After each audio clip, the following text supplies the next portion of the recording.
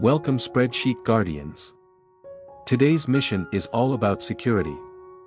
I'll show you how to lock down cells in Google Sheets to protect your data from unwanted changes. Let's secure our sheets. 1. Select cells to lock, click and drag to highlight the cells or range you wish to protect. 2. Open the Protect Sheets Ranges panel, click on Data in the top menu, select Protect Sheets and Ranges. 3. Set up protection. In the sidebar, click on Add a Sheet or Range. If you've selected a range, it will automatically populate. If not, you can manually enter it. Click Set Permissions. 4. Choose permissions, decide who can edit the range. You can restrict it to certain people or leave it as Only You. 5.